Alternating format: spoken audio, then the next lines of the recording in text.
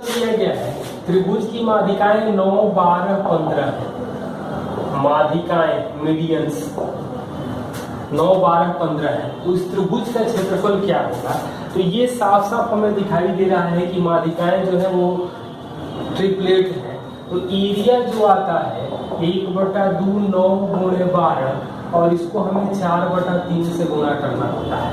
मतलब ये 6 से गुणा हो जाएगा तो 2 बार में, यानी कि 18 × 4 यानी कि 72 सेंटीमीटर स्क्वायर आ जाएगा। तो नंबर 2 दिया गया है त्रिभुज ABC में कोण A समकोण है। कोण A समकोण है। इसके बाद AD BC पर लंब है। AD जो है वो BC पर लंब है। इसके बाद दिया गया है त्रिभुज ABC का एरिया 40 सेंटीमीटर स्क्वायर है। त्रिभुज ACD का एरिया दिया गया है 10 सेंटीमीटर स्क्वायर। AC 9 है। तो हमसे पूछ रहा है कि BC का मान क्या होगा। तो यहाँ हम लोग साफ साफ देख रहे हैं कि इसको अल्फा करेंगे। 90 है तो ये 90 माइनस अल्फा है तो ये अल्फा होगा, ये 90 माइनस अल्फा होगा। अब ध्यान से देखें हम लोग, त्रिभुज ABC और त्रिभुज ACD समरूप त्रिभुज मिल रहा है। तो अब हमें कह रहा है कि समरूप त्रिभुज दिखाई दे रहा है तो एरिया का रेशियो दिख रहा है त्रिभुज ACD और त्रिभुज ABC का एरिया दिया है 10 और 40, मतलब 1:4 में है। तो साइड का जो रेशियो आएगा वो 1:2 में आएगा। हमें AC दिया गया है तो ये AC मतलब ACD के लिए वो कर्ण का काम करेगा। तो BC, तो इसके लिए 9 दिया गया है तो यहाँ BC जो वैल्यू आ जाएगा वो हमें 18 सेंटीमीटर। अगला क्वेश्चन दिया गया है दो वृत्त की उभयनिष्ठ जीवा 24 है और वृत्त के व्यास 26 और 30 है। तो केंद्रों के बीच की दूरी क्या है? तो दो वृत्त है, वृत्तों के व्यास दिया गया है 30 और 26, मतलब त्रिज्या जो आ जाएगी, एक की त्रिज्या 15 है और एक की त्रिज्या 13 है। उभयनिष्ठ जीवा मतलब 24 है तो ये 12 12 होगा, तो ये 9 आ जाएगा और ये 5 आएगा। ट्रिपलेट आप लोग ध्यान से देखें तो पूछ रहा है केंद्रों के बीच की दूरी। तो C1 C2 यानी केंद्रों के बीच की दूरी जो आ जाएगी वो 14 सेंटीमीटर। अगला क्वेश्चन क्या दिया गया है? 8 सेंटीमीटर त्रिज्या वाले वृत्त के अंतर्गत बने वर्ग का क्षेत्रफल क्या होगा? तो 8 सेंटीमीटर त्रिज्या वाले वृत्त के अंतर्गत जो भी वर्ग बनेगा, इसका मतलब होगा कि ये त्रिज्या 8 है तो ये व्यास 16 होगा, जो यहाँ विकर्ण का भी काम करेगा। तो A√2 जो है, A√2 दिख रहा है हमें 16, तो ये आ जाएगा 8√2, मतलब स्क्वायर का एरिया जो आ जाएगा वो 64 × 2 यानी कि 128 सेंटीमीटर स्क्वायर। X और Y 9 सेंटीमीटर और 2 सेंटीमीटर त्रिज्या वाले वृत्त के केंद्र है। तो ये X है जिसकी त्रिज्या 9 है। एक दूसरा वृत्त है जिसकी त्रिज्या दिया गया है और XY हमें 17 दिया गया है। X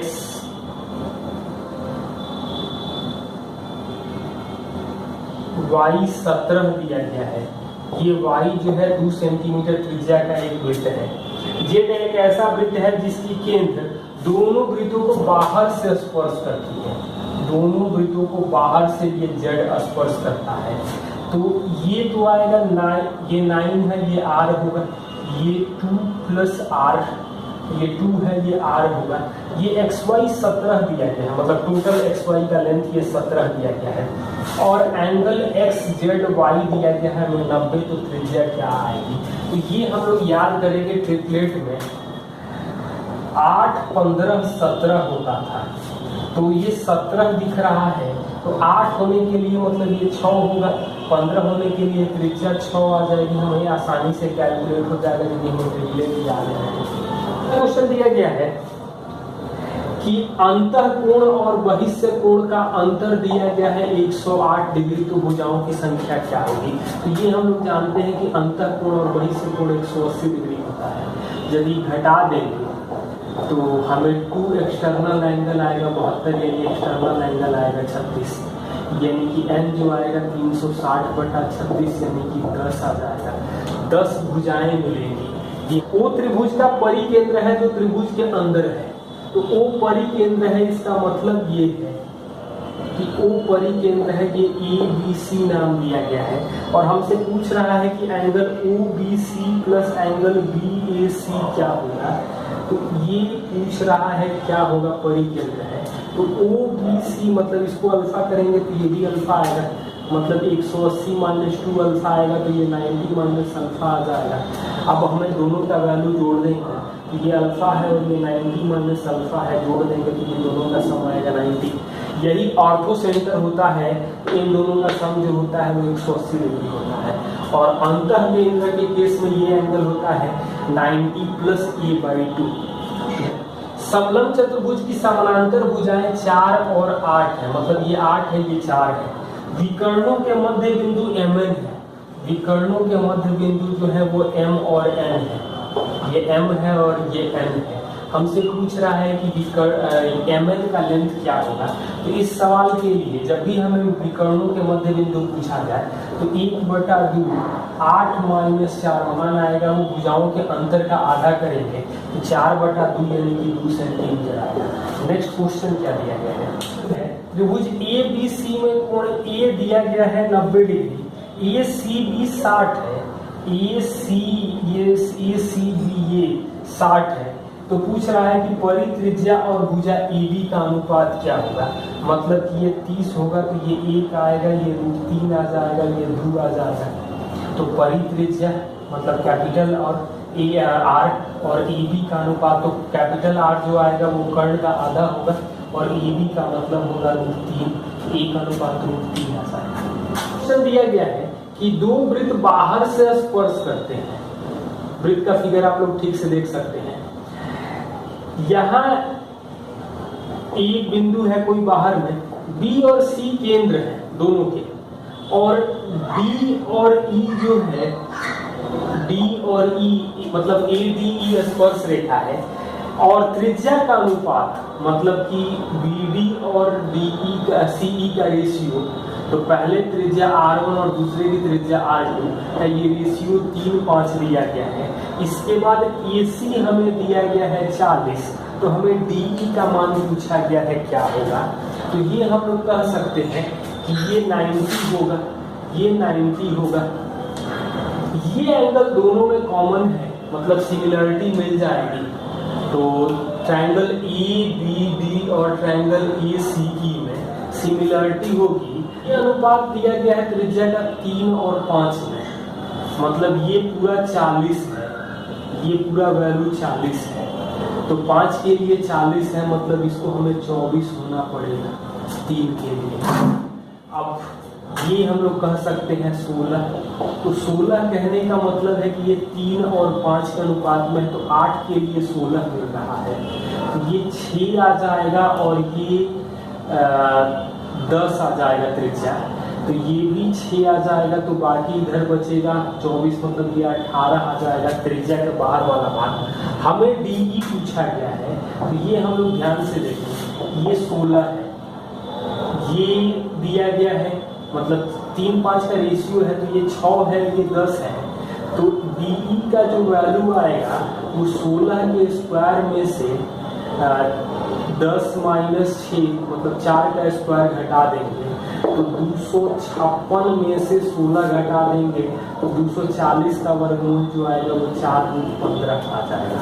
एक ट्रायंगल PQR में आप लोग फिगर ध्यान से देखें, PQR में ये एंगल है 75, ये एंगल है 60। XY एक लाइन है जहां पर ये दिया गया है 105 डिग्री, और हमें QR अपॉन XY का मान दिया गया है 14/9, PY हमें 18 दिया गया है, PY मतलब इसका मान 18 दिया गया है, तो हमसे PQ का मान पूछ रहा है कि क्या होगा। तो यहाँ पर हम लोग ये देख सकते हैं कि ये एंगल 75 आ जाएगा, तो ये 60 आएगा, क्योंकि ये दोनों तो ट्रायंगल PXY और ट्रायंगल PQR है। अब ध्यान से देखिए, तो 75 के सामने बात करेंगे तो 75 60 के सामने 60, और कॉमन एंगल के सामने, तो कॉमन एंगल के सामने बात करेंगे तो QR बटा में XY जिसका मान 14 और 9 दिया गया है, तो 60 के सामने 18 दिया गया है, तो ध्यान रखें बड़े वाले में, तो यहाँ पर बड़े वाले में आ जाएगा 60 के सामने PQ बटा में ये PY का मान 18 दिया गया है, तो ये घटेगा 2 बार में, यानी कि PQ का मान आ जाएगा 28 सेंटीमीटर। सिमिलरिटी में इस तरह के नए क्वेश्चन मिल रहे हैं। अगला क्वेश्चन दिया गया है कि 2 वर्ग हैं, एक 8 सेंटीमीटर भुजा का है, एक 20 सेंटीमीटर भुजा का है, और फिगर आप लोग ध्यान से देखें तो ये रंगे हुए भाग का क्षेत्रफल ये 8 है, ये 20 है, यानी कि पूरा भाग 28 होगा। तो यानी कि यहाँ से हम लोग ये कह सकते हैं ये 2 है और ये 7 के रेशियो में है, तो 2 7 के रेशियो में है, तो क्या मिलेगा ध्यान से देखें। 7 के लिए 20 दिया गया है, तो 1 के लिए आ जाएगा 20/7, यानी 2 के लिए आएगा 40/7। ये 40/7 आया, तो हमें एरिया जो मिलेगा इस रंगे हुए भाग का 1/2, आधार तो 8 होगा, हाइट जो होगी वो 40/7, 2 से कटेगा 4 बार में, मतलब 160/7 स्क्वायर यूनिट जो भी है सेंटीमीटर है, जो स्क्वायर सेंटीमीटर लिख सकते हैं। त्रिभुज ABC समकोण है जहाँ कोण B 90 डिग्री है, B 90 डिग्री है, E और C है, ये 12 और ये 15 दिया गया है। कह रहा है कि इसके अंतर्गत अधिकतम क्षेत्रफल में वर्ग बनाया गया है, तो वर्ग का एरिया क्या मिलेगा। तो यहाँ पर जब भी हम लोग वर्ग बनाएंगे तो ध्यान से देखें कि ये भुजा A होगी, ये भी 90 होगा, ये अल्फा होगा, तो ये 90 माइनस अल्फा होगा, मतलब ये अल्फा होगा, 90 माइनस अल्फा होगा। अब हम लोग ध्यान से देखें तो ये A है, तो ये 9 आएगा, मतलब 9 12 15 होता है, तो 9 माइनस E लिख सकते हैं। ये भी A आएगा, तो 12 माइनस E लिख सकते हैं। तो हम लोगों को क्या मिल रहा है, तो अल्फा के सामने यहाँ पे बात करेंगे सिमिलरिटी में, तो E/12 माइनस E बराबर 90 माइनस अल्फा के सामने यहाँ पर आ जाएगा 9 माइनस E/E, मतलब तिरछा गुणा करेंगे, तो A² बराबर A² minus 21 A plus 108, A² तो कट जाएगा, E का वैल्यू जो आ जाएगा वो 36/7 आ जाएगा, मतलब भुजा जो आ जाएगी वो 36/7 आएगी वर्ग। इसका जो एरिया आ जाएगा वो 1296/49 सेंटीमीटर स्क्वायर लिख सकते हैं, यदि सेंटीमीटर में है तो, अदरवाइज यूनिट स्क्वायर लिख सकते हैं। यह है कि PQRS एक चतुर्भुज है जहां पर एक वृत्त इसे अंदर से टच करता है, वृत्त है, ध्यान से देखिएगा, फिगर थोड़ा सा अलग ही बन रहा है, और इस वृत्त की त्रिज्या दे रखी है 9, इस वृत्त की त्रिज्या दे रखी है 9। हमसे पूछ रहा है कि इस चतुर्भुज का परिमाप क्या होगा जब एंगल RSP और एंगल SRQ दिया गया है हमें 60 डिग्री, बाकी दोनों कोण एंगल PQR और एंगल QPS दिया गया है 120 डिग्री। साफ हमें दिखाई दे रहा है कि RSP ये दिख रहा है 60, ये 60 है, ये 120 है, 120 है, ये स्पर्श रेखाएं हैं तो बराबर होगी। तो ऐसा हम लोग कर सकते हैं कि ये 90 होगा, ये 9 है, ये 30 होगा, तो ये आ जाएगा 9√3। इसी तरीके से ये भी 9√3 आएगा, ये भी 9√3 आएगा, 9√3 यहाँ तक। अब क्या मिलेगा, 120 है, मतलब यहाँ से ज्वाइन कर दें, ये तो एंगल 60 है, ये 9 है, तो 30 के सामने आ जाएगा 3√3, 3√3, 3√3 और 3√3। स्पर्श बाहरी बिंदु से स्पर्श रेखा की लंबाई बराबर होती है, और ये भी एंगल 90 है। आप लोग फिगर थोड़ा ध्यान से देखिए, तो क्या मिल रहा है, 9√3 4 बार और 3√3 4 बार, यानी कि 12√3 4 बार। इसका पेरीमीटर जो आएगा वो 48√3 सेंटीमीटर आ जाएगा। दो सकेंद्रीय वृत्त है, MN छोटे वाले वृत्त की स्पर्श रेखा है, और ABCD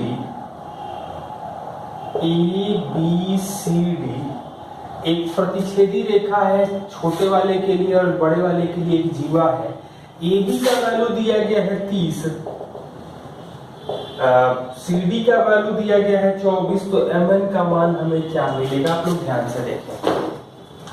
तो यदि हम लोग यहाँ केंद्र से O ये P कर लें तो AP का जो मान आ जाएगा वो आ जाएगा 15, और इस 15 को हम लोग के लिए लिख सकते हैं कि capital R square minus OP का स्क्वायर करेंगे तो हमें 15 स्क्वायर मिलेगा।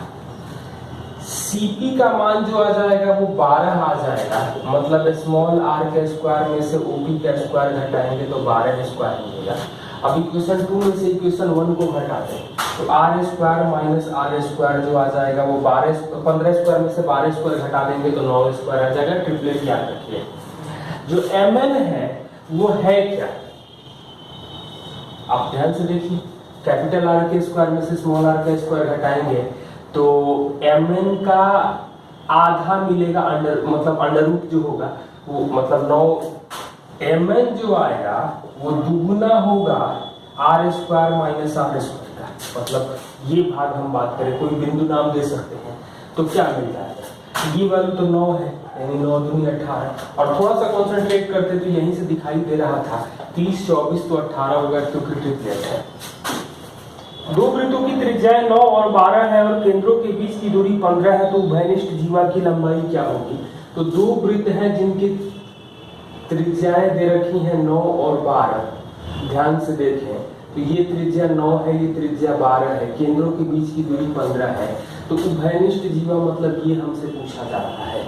तो ध्यान से देखिए तो ये ट्रिपलेट है 9 12 15, यानी कि जो हाइट आएगा 1/2, मतलब उभयनिष्ठ जीवा का आधे की बात कर रहे हैं, 9 गुणे 12 बराबर 15, 1/2 15 गुणे h, ये दोनों कट जाएगा, 3 से कटेगा 5 बार में ये 3, यानी h आ जाएगा हमें 7.2, तो जो उभयनिष्ठ जीवा आ जाएगी वो आ जाएगी हमें 14.4 सेंटीमीटर।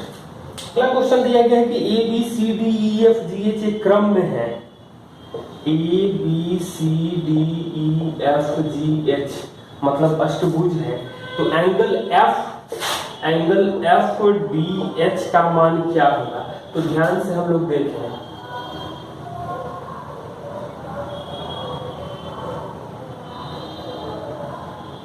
ये अष्टभुज है A B C D E F G H, हमसे एंगल पूछ रहा है एफ डी एच, तो एफ डी और ये एच, तो साफ साफ दिखाई दे रहा है कि अष्टभुज का एक कोण आता है 135 डिग्री, ये 135 होगा, ये दोनों भुजाएं बराबर होंगी, मतलब कि ये 22.5, ये भी 22.5 आएगा एफ डी एच। तो साफ साफ इधर देखें तो ये 3 बिंदु इधर है, ये 3 बिंदु इधर है, तो यानी कि 67.5 तो होगा आधा में, यानी कि 67, ये वाला भाग 67.5 होगा, तो ये पूरा भी 67.5 होगा, 22.5 हट चुका है, यानी कि बाकी एंगल जो बचेगा वो 45 डिग्री बचेगा। तो सम अष्टभुज की बात है तो दूरियां बराबर होगी, तो आप एंगल देख सकते हैं। क्या है, 3 वृत्त एक दूसरे को बाहर से स्पर्श करते हैं और ये हमें दिया गया है, पहले वाले की त्रिज्या r1 है और ये c1 c2 c3 इनके केंद्र है, और दूसरे की त्रिज्या r2 है, तीसरे की त्रिज्या r3 है। तो हमसे पूछा गया है कि r2 का वैल्यू r1 r3 के टर्म में क्या होगा, तो ये भी 90 डिग्री होगा, तो सिमिलरिटी आएगी, तो ये लिख सकते हैं r1/r2 बराबर r2/r3, मतलब r2 का जो वैल्यू होगा वो r1 × r3 आ जाएगा। एक समबाहु त्रिभुज का क्षेत्रफल 300 सेंटीमीटर स्क्वायर है, ए बी सी, इसे शीर्षों को काटकर समषष्टभुज बनाया जाता है, तो समषष्टभुज का क्षेत्रफल क्या होगा। इसको काट करके हम लोग समषष्टभुज बनाएंगे, तो समषष्टभुज का क्षेत्रफल क्या होगा। मतलब ऑब्वियस ही बात है कि पहले हम लोग एक चीज ये ध्यान से देखें कि ये एंगल जो आएगा वो 60 आएगा, ये 60 आएगा, मतलब ये ए होगा, तो ये भी ए होगा, ये भी ए होगा, ये भी ए होगा, सारी भुजाएं ए हो जाएंगी। तो एक चीज यहाँ से हम लोग देख सकते हैं कि समषष्टभुज का जो क्षेत्रफल होगा √3 3√3/2a², लेकिन समबाहु त्रिभुज की भुजा जो आ जाएगी वो 3a हो जाएगी, तो ये आ जाएगा √3/4 × 3a का स्क्वायर। तो रेशियो क्या मिल रहा है, तो √3 कटेगा, ये 2 से कटेगा 2, ये 9a² आएगा, और ये 3a² और ये 9/2a², ये स्क्वायर कटेगा, 3 से कटेगा 3, यानी कि समषष्टभुज 2 आ जाएगा और त्रिभुज 3 आ जाएगा। इसका 300 दिया गया है तो इसका 200 आ जाएगा।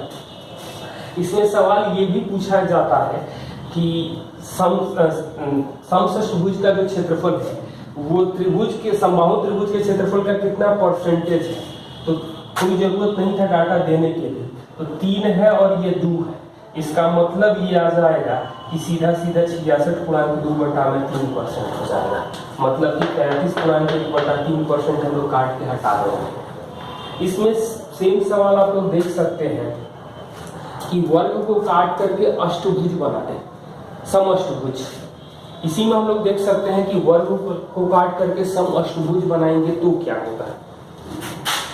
ये एक वर्ग है, इसको काट करके हम लोग समअष्टभुज बना दें,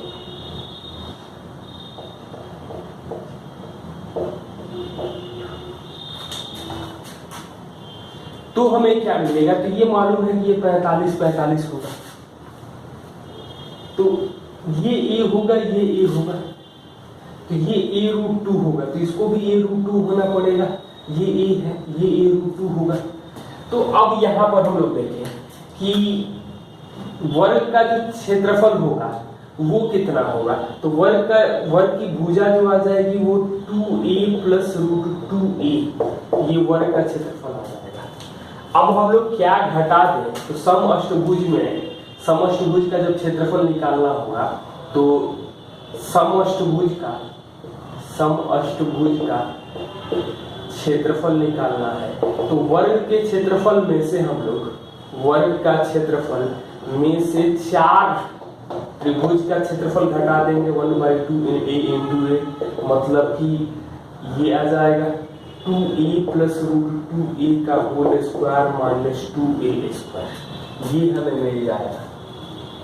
तो यहाँ से समअष्टभुज का क्षेत्रफल, यदि वर्ग का क्षेत्रफल दिया जाए, अब रेशियो पूछा जाए पिछले क्वेश्चन की तरह, तो वो भी कर सकते हैं। तो इस तरह के भी सवाल आप लोग ध्यान से देखिए। क्या है कि ABCD एक वर्ग है, तो ABCD एक वर्ग है, ABCD, ABE एक समबाहु त्रिभुज यहीं पर है, और BCXYZ एक समपंचभुज है, BCXYZ एक समपंचभुज है।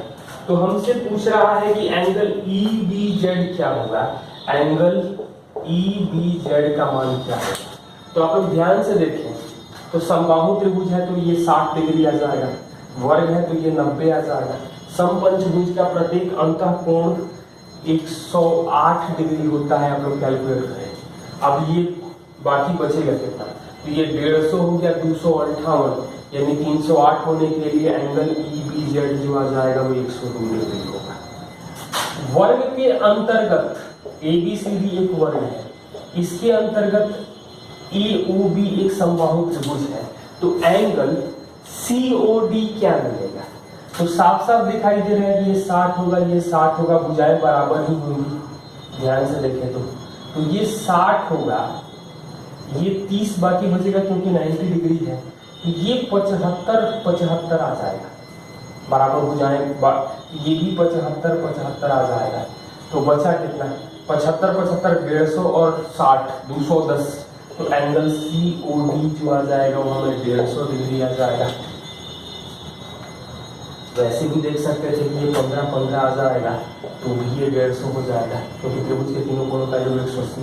यही सेम सवाल होता है कि वर्ग के बाहर समबाहु त्रिभुज बनाए, और तब हम लोगों को इनाम देते रहे हैं ABCD और ये E है, तो एंगल ABE क्या मिलेगा, तो साफ से देखिए तो ये 90 आएगा, ये 60 आएगा, मतलब कि 150, तो इन दोनों को 15-15 होना पड़ेगा। इसी तरीके से यहाँ पर भी फिगर थोड़ा ध्यान से देख लीजिए, ये 15-15 आ जाएगा, तो ये बाकी बीच का कोण तो 30 डिग्री आ जाएगा। अब आपसे जो भी पूछा जाए निकाल सकते हैं। दिया गया है कि PQRST एक वर्ग है, PQRS एक वर्ग है और SR को T तक बढ़ा रहे हैं, तो एक ये जो QT है ये 25 दिया है और वर्ग की भुजा 20 है और दोनों में अंतःवृत्त है, मतलब वर्ग के अंतर्गत भी और त्रिभुज के अंतर्गत भी।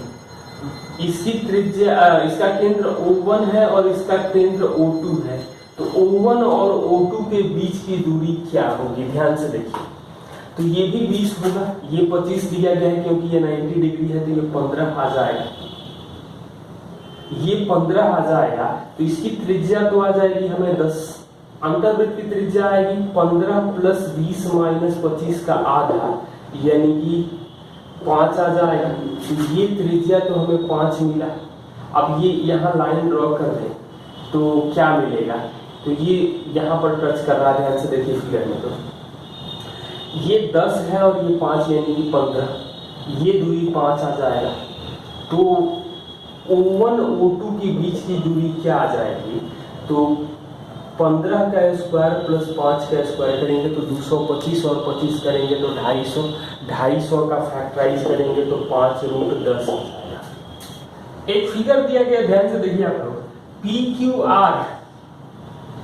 PQR एक समकोण त्रिभुज है, एक अर्धवृत्त है जो यहाँ पर, और ये एक बिंदु S है।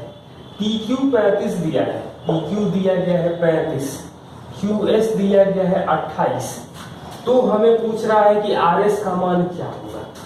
RS का मान होगा तो ये 90 होगा, ये भी पूरा 90 है, तो ये अल्फा हो जाएगा, 90 माइनस अल्फा होगा, ये भी 90 माइनस अल्फा होगा।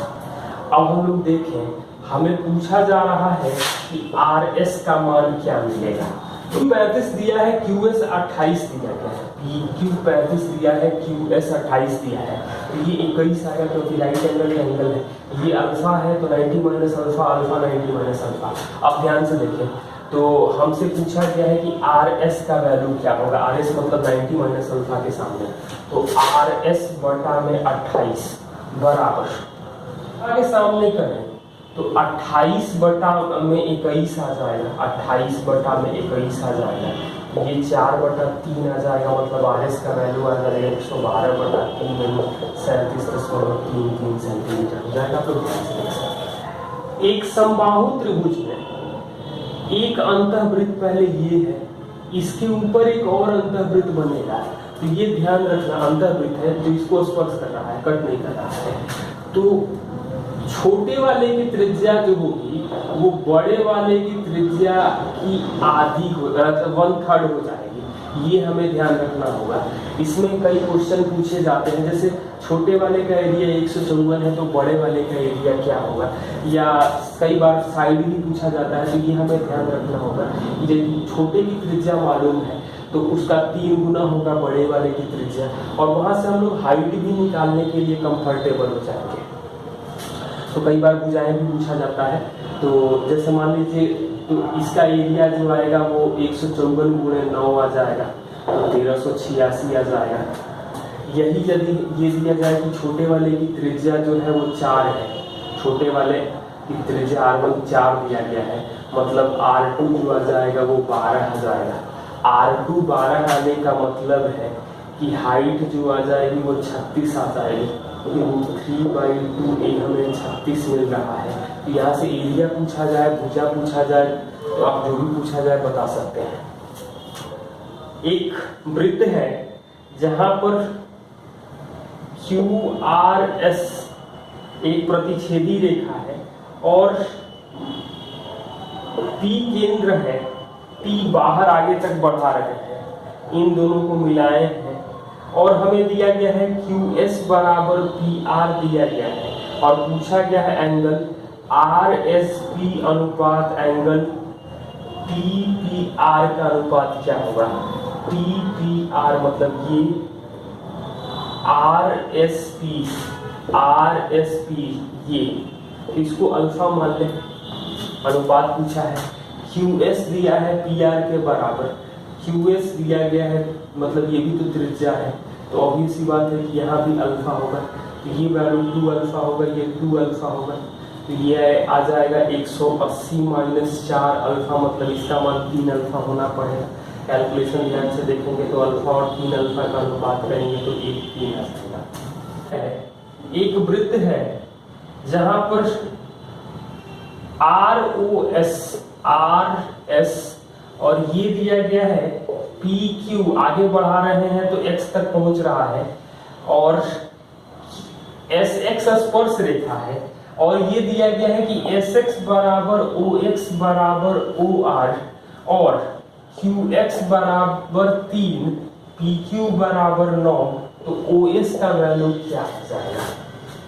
यहाँ O पर दोनों जीवाएं कट कर रही है, तो यहाँ हम लोग यदि ये स्पर्श रेखा है तो SX का स्क्वायर जो होगा वो QX इंटू PX होगा, मतलब QX का मान 3 दिया है, ये जोड़ देंगे तो ये 12, यानी कि SX का वैल्यू जो आ जाएगा वो 6 आ जाएगा, मतलब सारी वैल्यू 6 आ गई, तो OX भी 6 आ गया, OR भी 6 आ गया, मतलब ये 6 आ गया, OX 6 है, OR 6 है, QX 3 है, मतलब ये 3 है, ये 6 है, तो इसको भी 3 होना पड़ेगा। PQ 9 दिया गया है, PQ 9 दिया गया, मतलब ये 6 हो जाएगा, तो हमें जरूरत क्या है, तो OS की जरूरत है, तो OS के लिए जब दो जीवाएं एक दूसरे को अंदर काटती हैं तो OP इंटू OQ बराबर OR इंटू OS भी तो हो जाएगा, तो यहाँ से हम लोग OP 6, OQ 3, OR 6 into OS लिखेंगे, तो 6 कट जाएगा, OS का मान जो आ जाएगा वो 3 सेंटीमीटर आ जाएगा। ध्यान से कैलकुलेशन देखिए, क्योंकि दोनों कंसेप्ट यहाँ पर लग रहे हैं, PA इंटू PB बराबर PT स्क्वायर और PA इंटू PB बराबर PC इंटू PD, जो हम लोग जनरल रिजल्ट देखते हैं, इन दोनों का यूज से ये क्वेश्चन है।